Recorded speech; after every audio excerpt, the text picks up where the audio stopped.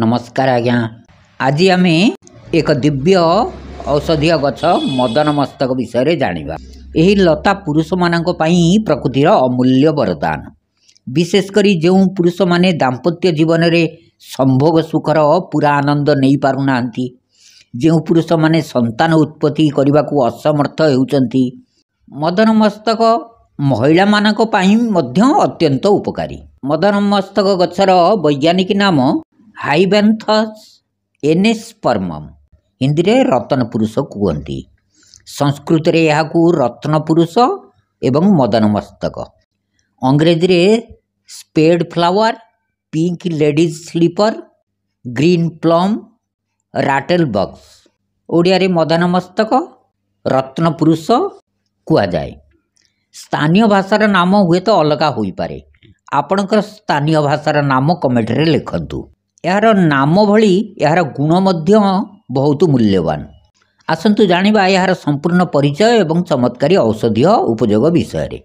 एही गछ मुख्यतः भारतर गरम अंचल, शुष्क जमी एवं रास्ता कड़े देखा मिले।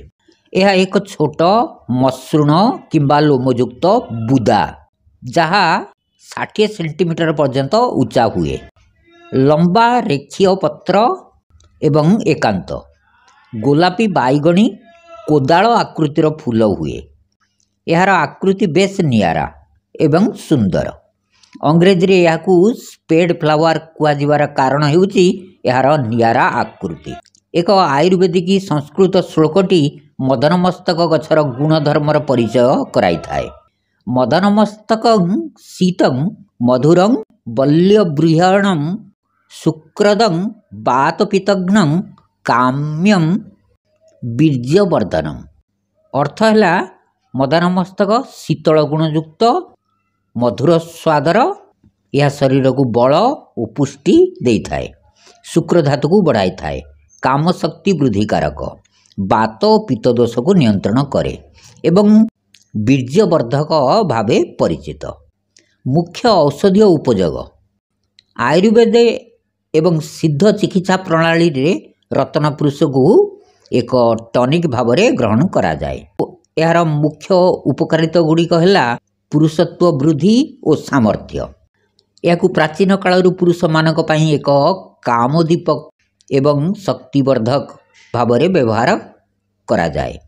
यह शरीर को सामग्रिक शक्ति प्रदान करिताए, विशेषकर यौन स्वास्थ्य एवं उत्तेजना करिया पई व्यवहार करा जाए एवं सुगंधीकरण रे मध्य व्यवहृत हुए। यह मदन मस्त अतर भली सुगंधी उत्पादन रे मध्य व्यवहृत हुए। मूत्र रोग एवं पथरी समस्या, यार मूल रस बा काढ़ा मूत्रवर्धक ड्यूरेटिक भाव में काम करे। यह मूत्राशयर संक्रमण, यूरिनरी ट्रैक इन्फेक्शन समस्या रक्षा करे।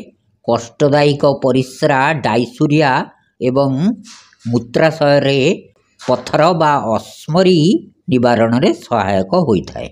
परिस्रा पोड़ा, मूत्रकुच्छ, परिस्रा करने समय कष्ट एवं अन्य मूत्रजनित समस्या रे लाभकारी।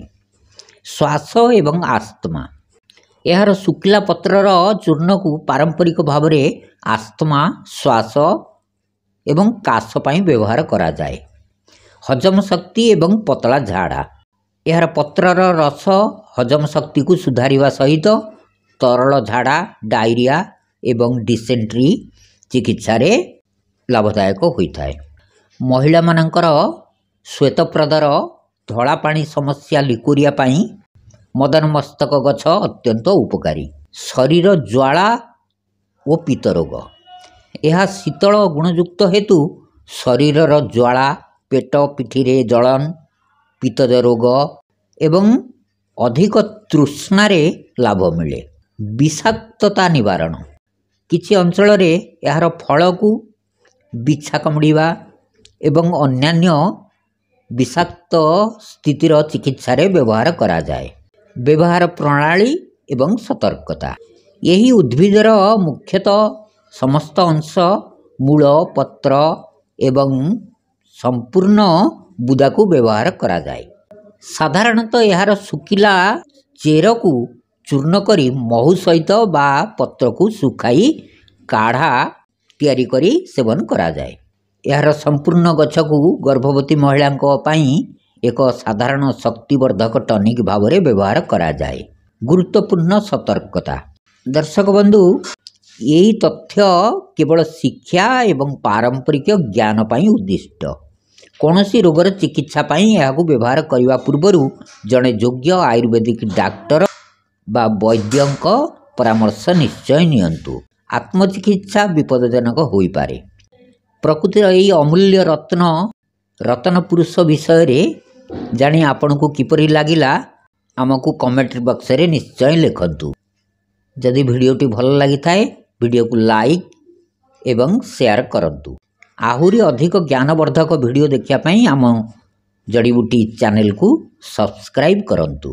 ଧନ୍ୟବାଦ।